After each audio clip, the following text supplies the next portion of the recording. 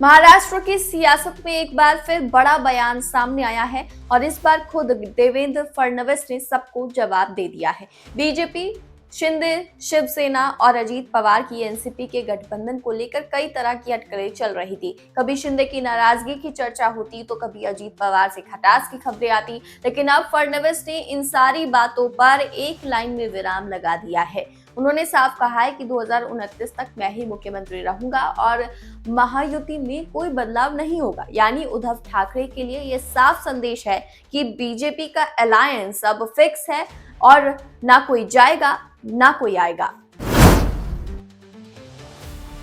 फडणवीस से जब पूछा गया कि क्या वो अब दिल्ली की राजनीति में जाने वाले हैं, तो उन्होंने मुस्कुराते हुए कहा, जहां तक मैं अपनी पार्टी को जानता हूं, दिल्ली अभी बहुत दूर है। यानी उनका पूरा फोकस फिलहाल महाराष्ट्र पर है और वो 2029 तक मुख्यमंत्री पद पर बने रहने वाले हैं। उन्होंने ये भी कहा कि बीजेपी एकनाथ शिंदे की शिवसेना और अजीत पवार की एनसीपी का मौजूदा गठबंधन बिल्कुल स्थिर है। ना कोई साथी जुड़ने वाला है और ना किसी की अदला बदली होगी। राज्य में विपक्ष ने मतदाता सूची में गड़बड़ियों का आरोप लगाया है, लेकिन फडणवीस ने कहा विपक्ष सिर्फ भ्रम फैला रहा है। उन्होंने कोई ठोस आपत्ति या सुझाव नहीं दिए।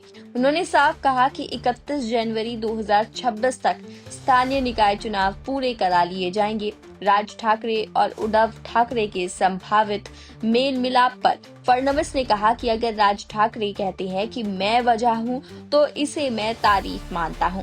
उन्होंने कहा कि पहले उन पर पार्टियां तोड़ने का आरोप लगता था, लेकिन असल में किसी तीसरे व्यक्ति से पार्टी नहीं टूटती, बल्कि ये तब होता है जब संगठन के भीतर महत्वाकांक्षा और अन्याय होता है। उन्होंने साफ कहा कि ठाकरे ब्रांड का मतलब सिर्फ बाल ठाकरे है, कोई और नहीं। फडणवीस ने ये भी जोड़ा कि अब राज्य में राजनीतिक स्थिरता लौट आई है। 2019 के चुनावों के बाद जो कड़वाहट पैदा हुई थी, वो अब खत्म हो चुकी है। उन्होंने कहा कि मेरे 99% राजनीतिक नेताओं से मेरे अच्छे रिश्ते हैं।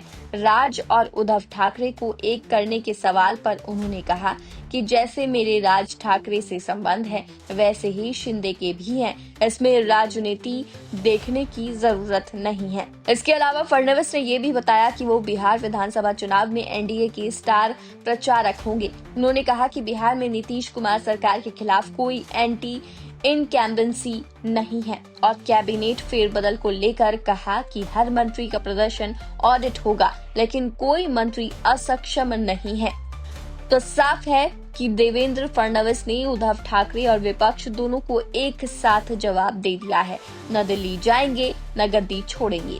संदेश सीधा है, महाराष्ट्र में 2029 तक फडणवीस योग जारी रहेगा।